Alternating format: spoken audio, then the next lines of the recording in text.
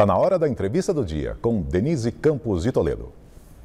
E vamos falar agora sobre mercado de trabalho, gestão da economia, incertezas internas e externas. Eu converso com Maílson da Nóbrega, ex-ministro da Fazenda e sócio-diretor da Tendências Consultoria. Dom Maílson, boa noite.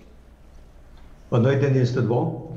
Bem, nós tivemos uma semana aí cheia de indicadores, decisão do Copom, decisão do Fed sobre juros também nos Estados Unidos e hoje os dados do mercado de trabalho.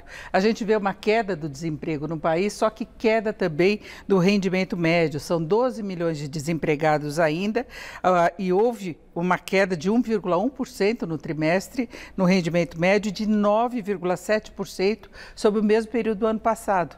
Então é um problema que vem persistindo, mesmo com a recuperação do mercado de trabalho. E aí eu coloco também os dados negativos de atividade, porque saiu o BCBR mostrando queda da atividade em janeiro. Como é que o senhor avalia esse momento da economia?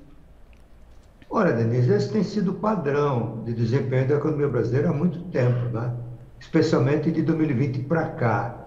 Você tem um mercado de trabalho pressionado, o poder de barganha dos trabalhadores caiu e a geração de emprego está se dando basicamente na área informal. Portanto, você tem uma combinação que não é comum entre aumento do emprego, mas com queda do rendimento dos trabalhadores, né? E isso sinaliza, a própria pesquisa do Banco Central sinaliza que vamos ter um ano de 2022 muito complicado, de crescimento provavelmente zero ou próximo de 0,5%, né? Diferentemente do que sinalizou o Ministério da Economia ontem, né? Que seria um crescimento de 1,5%. Pelo menos o Ministério da Economia começou a rever as suas projeções para baixo, né? Porque eles faziam crítica que a revisão para baixo era feita só pelos economistas. Agora eles entraram no time. Por que eles entraram no time? Porque as condições estão se deteriorando. Taxa de juros mais alta, incertezas na economia, aumento da inflação, e tudo isso inibe o potencial de crescimento da economia e da atividade econômica. Hoje o ministro Paulo Guedes falou, inclusive, do peso da inflação sobre o potencial de crescimento da economia, dizendo que o crescimento seria muito maior se não fosse essa inflação e reclamando também da política de juros, que é contracionista. Agora, não tem como lidar de outra forma, não é? Não tem, até porque o Banco Central está sozinho no seu trabalho de trazer de volta a inflação à meta, né? Porque a âncora cambial, como a gente sabe, desapareceu com as manobras fiscais do governo, lideradas pelo próprio ministro Paulo Guedes, que consistiram no calote dos precatórios e numa manobra de contabilidade criativa que alterou a forma de calcular o teto de gastos, né? Tudo isso para gerar mais recursos para auxiliar o presidente da República a se eleger, né? Que é para viabilizar um Bolsa Família, que agora chama-se Auxílio Brasil, mais encorpado, né? Portanto, a gente vê que o Ministério da Economia ele está mais a serviço do projeto de reeleição do presidente do que cuidar da própria economia. E daí os resultados que a gente está vendo.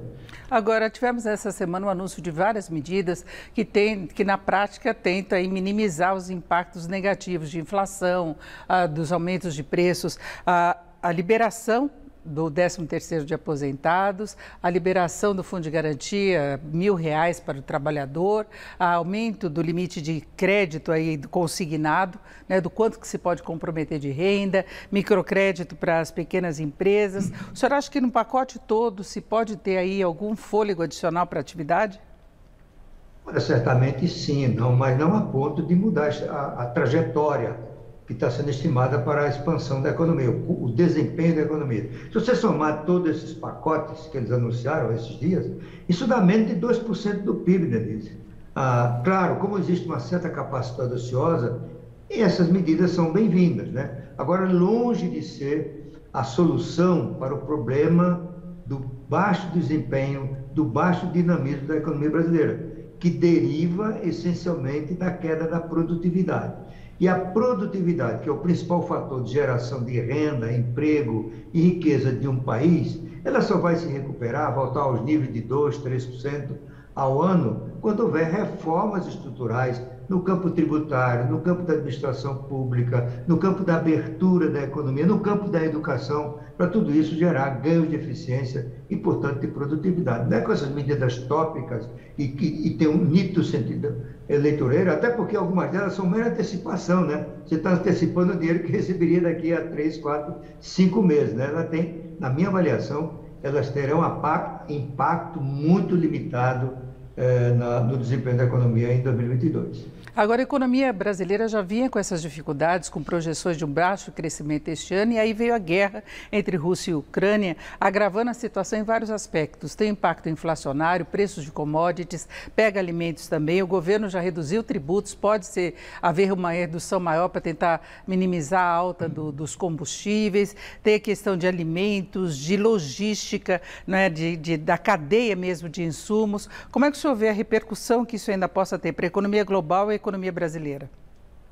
Olha, a impressão geral de todos que estão acompanhando essa situação é que a economia mundial vai ter um baque, né? Ela vai crescer muito menos do que se imaginava. De 4,5% era a projeção de alguns institutos e economistas, talvez pouco mais de 3%. Isso terá impacto em todos os países, né? Particularmente naqueles que dependem de importação de commodities, que não é o caso do Brasil.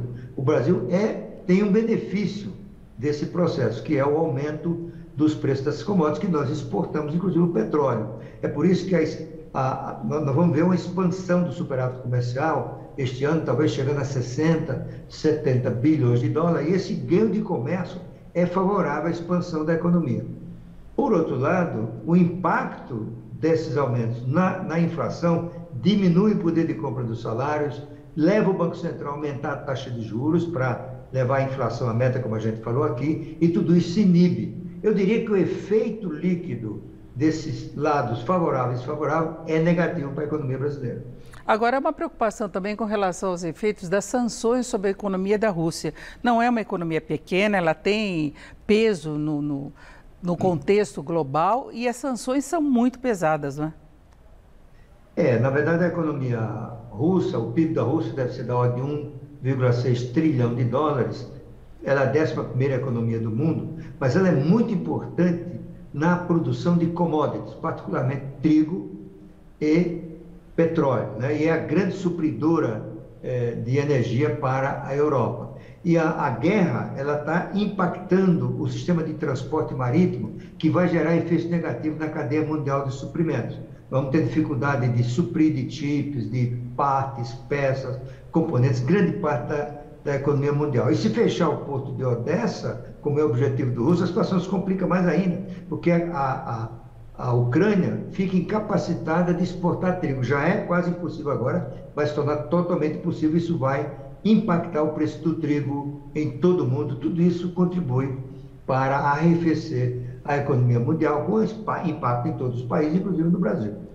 Agora, Tomás, rapidamente para fechar, o senhor vê ainda alguma possibilidade de estímulo para o Brasil economicamente, privatização de Eletrobras, várias coisas que o governo tem falado? Eu acredito que não, Denise. Mesmo que haja privatização da Eletrobras, ela ainda vai passar por muitas dificuldades.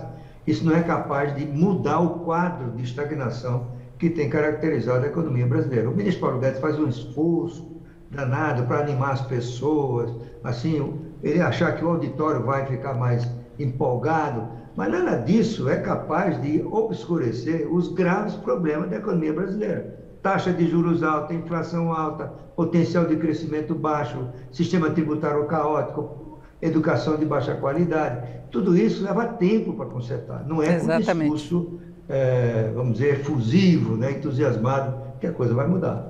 Eu acho até que ele está no papel dele, mas eu não acredito que isso gere alguma mudança importante. Ouvimos Maílson da Nóbrega, ex-ministro da Fazenda e sócio-diretor da Tendências Consultoria. Tomás, obrigado, uma boa noite. Boa noite, Denise. Obrigado pelo convite.